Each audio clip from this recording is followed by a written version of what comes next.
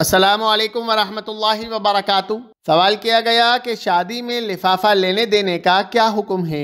देखिए, अगर किसी के घर में कोई शादी है, अकीका है या किसी भी तरह की कोई तकरीब है, तो उस तकरीब के मौके के ऊपर अगर कोई शख्स चाहता है कि वो उस तकरीब में जाए तो कोई तोहफा लेकर चला जाए, तो बिल इत्तेफाक ये अमल जायज़ है, इसमें कोई हरज नहीं है। अब अगर कोई शख्स ये सोचता है कि मैं तोहफा दूंगा, उसको तोहफा पसंद आएगा या नहीं आएगा, या वो इस तोहफे को इस्तेमाल कर पाएगा या नहीं कर पाएगा, ये उसके हिसाब की चीज़ है या नहीं है, इसलिए वो उस तोहफे के बदले में वो चाहता है कि वो उसको कैश की रकम दे दे, लिफाफा दे दे, ताकि वो अपने हिसाब से अपनी पसंद की चीज़ खरीद सके।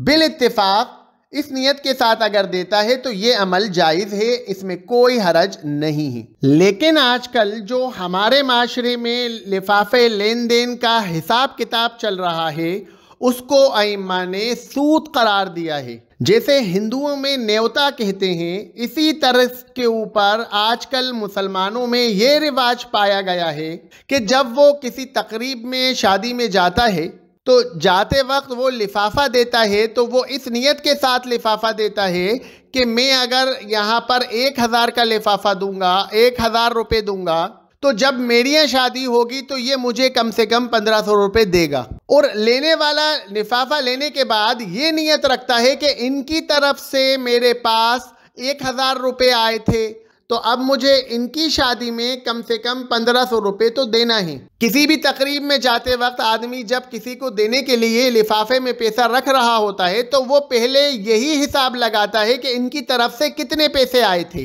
पहले तो वो ये देखता है कि इनकी तरफ से मेरे पास 500 रुपये आए थे, या इनकी तरफ से मेरे पास 1000 आए थे, तो कम से कम मुझे 1200 तो देना ही चाहिए। और लेने वाला भी इसी नियत से लेता है। और जब लिफाफों का कैलकुलेशन बाद में लगाया जाता है, तो आदमी ये ज़रूर हिसाब किताब करता है कि हमने इनकी शादी के अंदर 1000 रुपये दिए थे और इन्होंने मेरी शादी के अंदर 500 रुपये दे दिए, या इन्होंने मेरे अकीक़े के अंदर 200 रुपये दे दिए। तो इस तरह से जो हिसाब किताब माशरे के अंदर चल रहा है, ये हिंदुओं का रीति रिवाज की तर्ज के ऊपर आ चुका है। इसीलिए इस अमल को अइम्मा ने सूद करार दिया है। ये अमल सूद है, ये जायज़ नहीं है। ऐसे ही अगर आप किसी तकरीब में जाते हैं, किसी करीबी मिलने वाले की शादी में जाते हैं, अकीक़े में जाते हैं, जाते वक्त आप चाहते हैं कि कोई तोहफ़ा ख़रीद लें, अपनी इस्तिताअत के मुताबिक तोहफ़ा ख़रीद लें, और तोहफ़ा नहीं ख़रीद रहे तो अपनी इस्तिताअत के मुताबिक कोई भी रकम उसको दे दें, ताकि वो अपने हिसाब से कोई तोहफ़ा ख़रीद ले या कुछ कर ले, तो ये अमल तो जायज़ है।